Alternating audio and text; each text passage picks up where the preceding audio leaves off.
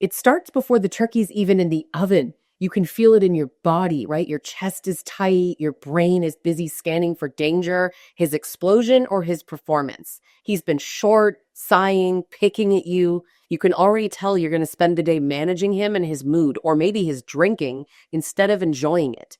People assume narcissists ruin Thanksgiving by making a scene, and sometimes they do, but most of the time it's quieter, smaller digs, guilt trips, little power plays that build until the day feels heavy. You're not celebrating, you're surviving. I'm Lisa Sonni, a toxic and abusive relationship expert, and I help women recover from emotional abuse and trauma bonds. If the holidays make you anxious instead of grateful, hit subscribe so that you don't miss more videos that expose the truth behind abusive relationships. Now, there isn't just one kind of narcissist, and that's why this is so confusing, right? Some are loud and confident, some act helpless, some look generous, some are openly cruel. Now, I'm going to walk you through the 4 types that you might run into, and then we're going to talk about how they actually show up once the day begins. Now, the grandiose narcissist is the star of the show, right? He's loud, confident, maybe even charming. He tells long stories about himself, corrects people mid-sentence, maybe brags without realizing that he's doing it.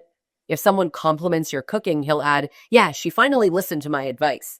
You can see the way that his tone changes when the intention shifts off of him, right? His smile's a little bit tighter, his leg starts bouncing. If you don't feed his ego, you can probably expect a cold shoulder later, or maybe some passive-aggressive jab in the car. To him, Thanksgiving is a stage, and every compliment is currency. Now, the malignant narcissist is the openly cruel one. He enjoys discomfort, so he'll mock you, insult the kids, bait your relatives into arguments. He hides hostility behind just joking or just being honest, and he actually likes watching people squirm and then blaming them for being sensitive. You can feel the air leave the room when he walks in because everybody knows that a line will be crossed. No one knows when. Now, the communal narcissist looks like the perfect man, right? He invites people, he buys the wine, he posts the whole spread online with a caption about family and gratitude, and he'll lead the prayer before you all eat. He might even announce that he's grateful for you. He'll tell a story of how much he did to make this possible, leaving out how he complained about it the entire week.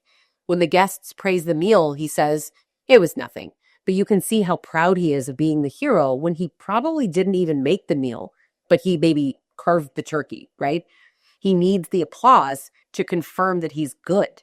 He gives to get, but he wants admiration, loyalty, and control. Okay, now the covert narcissist ruins the holiday through guilt. He doesn't yell, he sulks. He sighs quietly while you're setting the table. He disappears every time you need help, and then he just reappears right as the food hits the table. If someone asks what's wrong, he says nothing, don't worry about it, in a tone that makes sure that everybody will in fact worry about it. You end up reassuring him instead of relaxing.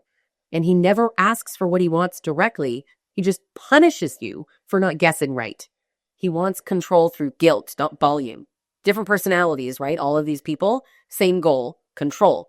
They manage the mood, the attention, and the story that everybody walks away with. The setup starts days before the holiday. He'll question your plans, criticize your cooking, complain about your family, and you'll spend the week second-guessing everything, telling yourself, maybe if I just keep it light, we'll be fine, right? He's training you to manage his emotions before the event even starts. And by the morning of Thanksgiving, you're walking on eggshells, calling it preparation, and he wants you depleted. If you're exhausted, you can't stand up to him. If you're anxious, you'll keep focusing on him being calm instead of keeping yourself happy. And when the guests arrive, he gets to play the composed one, but you look tense. And that's not a coincidence, that's conditioning. Then the performance begins.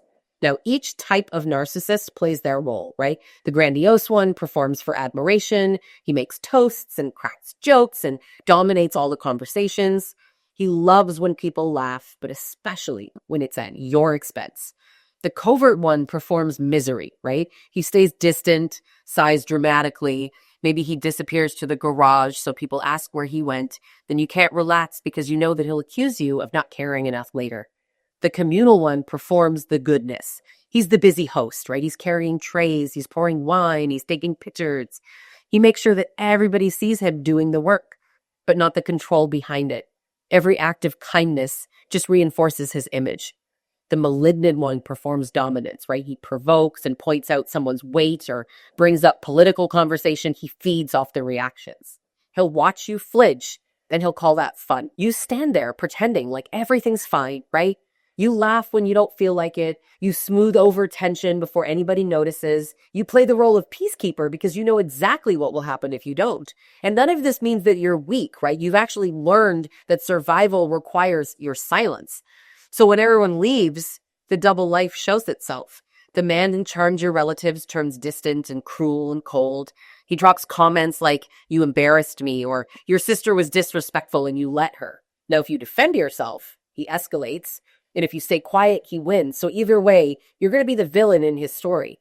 You try explaining it to your friends, your family, they're all going to seem confused, right? He seems so great. But the disbelief that you get, that's isolating.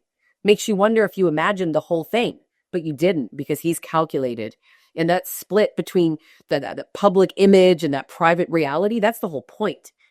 Now then there's the spotlight. No matter the type, right? He has to control where the attention goes. If people are laughing, he'll interrupt. If you're getting the compliments, he minimizes them.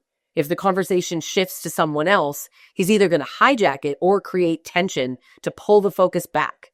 So you end up managing him instead of connecting with anyone else. And the whole day becomes about his mood. And sometimes the sabotage is really subtle. Could be like a little quiet dig or some like dirty look or glare across the room. Sometimes it's a full-blown argument right before dinner. Either way, you can feel that shift.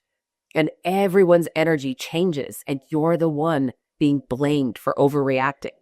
And don't forget, some of these types overlap. They don't all fit into one clean box. When this is finally over, Thanksgiving is over, the crash hits. You clean the kitchen alone, he's scrolling on his phone, he's playing games, retreats into another room, or he's lecturing you about what you did wrong. And at night, you lay awake replaying it all, what you said, how you looked, what you could have done differently. That's the emotional hangover of all of this. It's about living in a constant state of damage control. And the next day, people text, say what a great night it was, and you smile through your phone because you don't know how to answer. You're still recovering from something that no one else saw. That's why so many victims and survivors dread the holidays. It's not the cooking or the relatives. It's the pretending. But knowing that he'll punish you after everyone leaves. The confusion of being surrounded by people who see him as wonderful while you're trying to not fall apart. And once you can name it, if you stop blaming yourself for it, right? The fights before the holiday are all about control. The charm during it is about image. The silence after, that's about punishment. It's all different masks, but there's one motive, right? You were never the one ruining it. You were keeping this from collapsing. You were doing damage control like he played the victim, the hero, or the comedian. It's not family. This is survival. Now, real peace doesn't require tiptoeing on eggshells. It doesn't depend on an audience. It feels calm even when nobody's watching. So if you're already dreading Thanksgiving this year, listen to that feeling. It's not negativity, it's awareness. You are noticing the pattern, and that is the first step to changing it.